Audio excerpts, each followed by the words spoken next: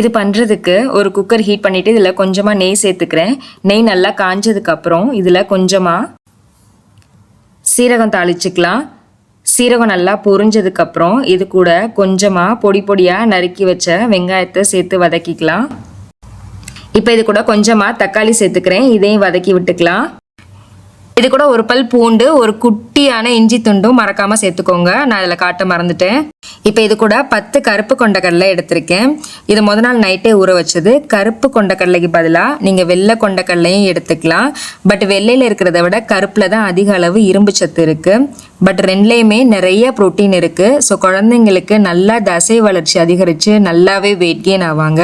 இதை வாரத்தில் ஒரு தடவை கட்டாயம் செஞ்சு கொடுங்க. உடம்பு நல்லா ஸ்ட்ராங் ஆகும், நல்லா வலுவாக வருவாங்க. இப்போ இது கூட 2 டேபிள் ஸ்பூன் அளவு அரிசி அரை மணி நேரத்துக்கு முன்னாடி ஊற வச்சது இதையும் இது கூட சேர்த்துக்கலாம். இப்போ இது கூட கொஞ்சமாக மஞ்சள் தூள், இதில் ஒரு 1/4 டீஸ்பூன் அளவு சீரகத்தூளும் சேர்த்துக்கலாம். ஒரு 10 மாதத்துக்கு மேலே இருக்க குழந்தைங்களுக்கு 1/4 டீஸ்பூன் அளவு வீட்டில் இருக்க குழம்பு தூளும் சேர்த்துக்கலாம், குழந்தைங்களோட காரத்துக்கு ஏற்ற மாதிரி. இப்போ இதோட பெரிய கிளாஸ்க்கு 1 கிளாஸ் அளவு தண்ணி சேர்த்துக்கலாம். 1 வயசுக்கு மேலே உள்ள குழந்தைங்களுக்கு நீங்கள் இதில் உப்பு சேர்த்து கொடுக்கலாம். குக்கர் மூடிட்டு ஒரு 5லேருந்து 6 விசில் விட்டுறலாம். விசில் வந்துருச்சு, ஓப்பன் பண்ணுறேன். நல்லா வெந்துருச்சு. நீங்கள் கொண்டக்கடலை வேகலைன்னா இன்னும் 1-2 விசில் கூட எக்ஸ்ட்ரா விட்டுக்கலாம்.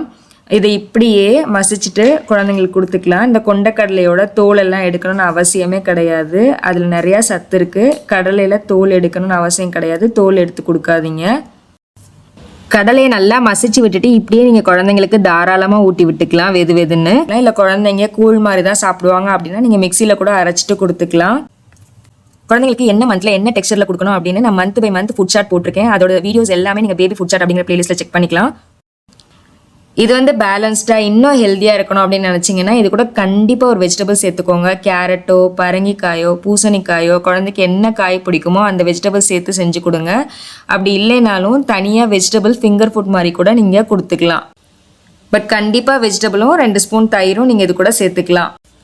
இந்த மாதிரி நீங்கள் செஞ்சு கொடுக்கும்போது குழந்தைங்க ரொம்பவே விரும்பி சாப்பிடுவாங்க. டேஸ்ட் ரொம்பவே நல்லாயிருக்கும். குழந்தைங்களோட தசை வளர்ச்சி நல்லாவே அதிகரிக்கும். அவங்களுக்கு வெயிட் கெயினும் நல்லாவே ஆகும்.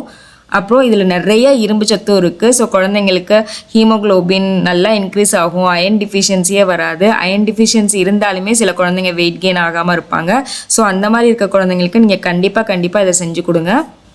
இந்த வீடியோ உங்களுக்கு ரொம்பவே யூஸ்ஃபுல்லாக இருந்திருக்கும் நம்பர். இந்த வீடியோ பிடிச்சிருந்துச்சுன்னா லைக் பண்ணுங்கள். உங்கள் கருத்துக்களை எனக்கு கமெண்ட்டில் சொல்லுங்கள். உங்கள் ஃப்ரெண்ட்ஸ் அண்ட் ஃபேமிலி கூட கண்டிப்பாக இந்த வீடியோ ஷேர் பண்ணுங்கள். அப்போ நம்ம சேனலில் மறக்காமல் சப்ஸ்கிரைப் பண்ணிக்கோங்க. நெக்ஸ்ட் டைம் இதே மாதிரி ஒரு யூஸ்ஃபுல்லான இன்ட்ரெஸ்டிங்கான வீடியோவில் மீட் பண்ணுறேன். தேங்க்யூ.